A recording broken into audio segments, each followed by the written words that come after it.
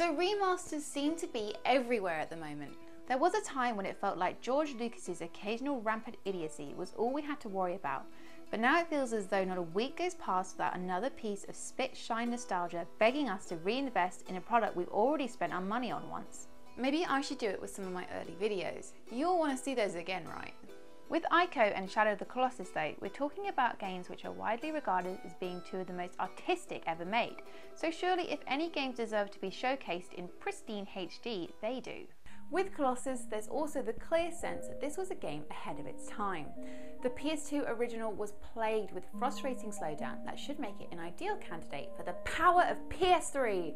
Well, first let's take a very quick look at why these games are so loved in the first place. ICO is a gorgeously atmospheric puzzle platform game where the aim is simply to help a girl escape from a huge foreboding castle. Shadowy figures and malevolent queens stand in the way, but action is largely sidelined as you figure out how to negotiate the castle's many obstacles while making sure the girl comes with you. And all when the only thing you can say to her is good night in French, over and over again.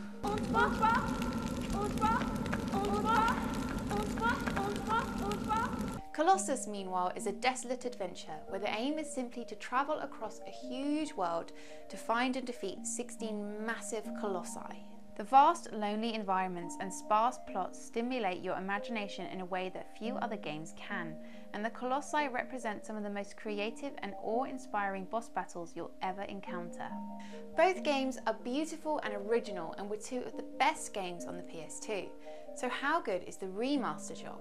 Well, very good in fact. ICO is especially excellent, now supporting full 1080p and running silky smooth throughout. I don't think any of the artwork has been redone, but it still looks great and the game still retains that unique look that made the original so interesting to stare at.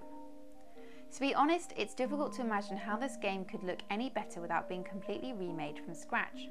Colossus, meanwhile, now finally has the consistent frame rate it deserves and looks stunning, with its wonderful artwork elevating it above many far more recent games. The only big downside is that Colossus seems to be upscaled in 1080p and it looks a bit wonky, making 720 a better way to see the game, which is annoying as you'll have to adjust your PS3's display setting when they switch between the two games.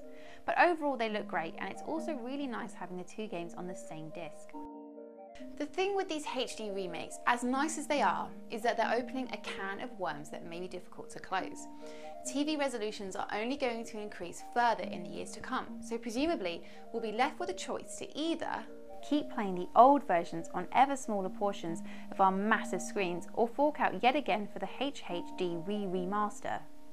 But regarding remasters in general, part of me thinks that unless there's going to be really obvious benefits, such as bringing the frame rate of Colossus up to scratch, you might be better off just buying an old TV and playing these games the way they were meant to be played in the first place. What do you guys think? And now for the winner of my 1000 subscribers competition. Thank you so much for all the entries and comments. After a random draw, the winner is Upstart DJ. Congratulations! I'll be sending you a message very soon.